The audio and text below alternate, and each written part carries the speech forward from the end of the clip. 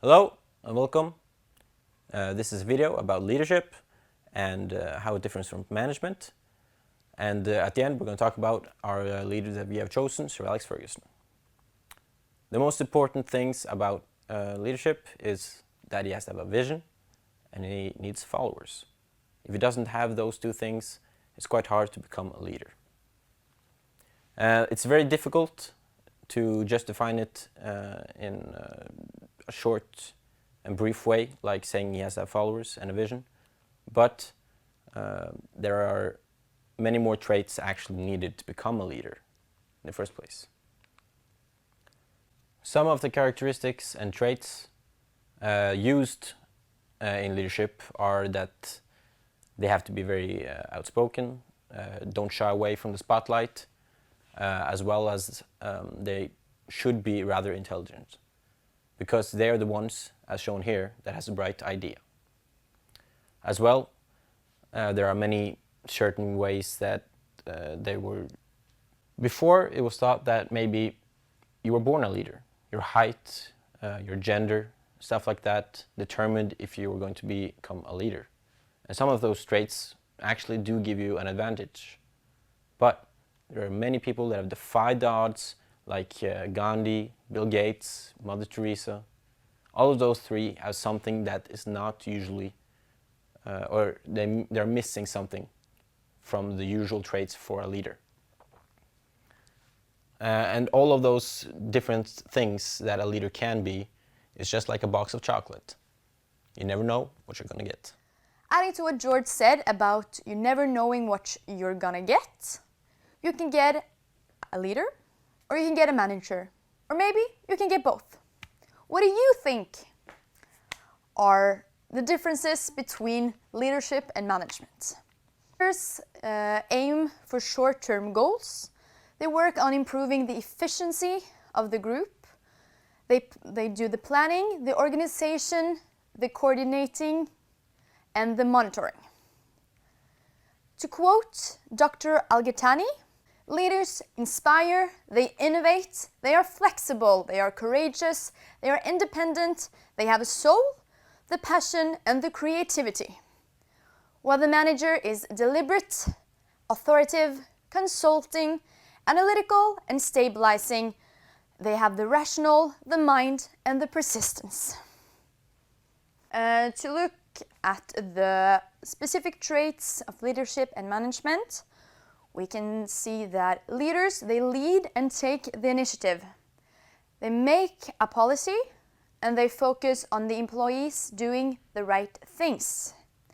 While the manager implement plans effectively, they follow the policy, they focus on production, and that the employees do things right. I can't believe it. I can't believe it. Football, bloody hell. We have chosen Sir Alex Ferguson as our leader. He was arguably one of the best managers through history, and he was the manager for Aberdeen, St Mirren and Manchester United. He was both transactional and a transformational leader. He wanted to change the clubs that he came to. He had a laissez-faire style, authoritarian, and also a social leadership style, where he was laissez-faire at the training ground because he hadn't much knowledge about the area, so he hired top coaches to lead the way on the training ground. He also showed to be authoritarian with a hairdryer when he yelled at people who underperformed. And he discussed with his assistant managers about tactics and how to prepare for the next games. After his career ended, people who stood near him has especially one quality that they want to mention, and that's his man management. You had players like Wayne Rooney and Gary Neville, and also Ryan Giggs, who performed better after they got heat from the manager. So he gave them heat. And you have players like Eric Cantona and Cristiano Ronaldo that underperformed after the heat. So he will be more careful with them. And that just shows that his most important thing was how to treat people.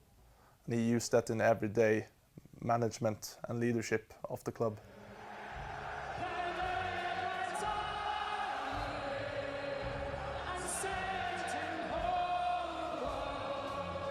Ferguson. He once said in 2009, "My aim was to win one, to win the first one.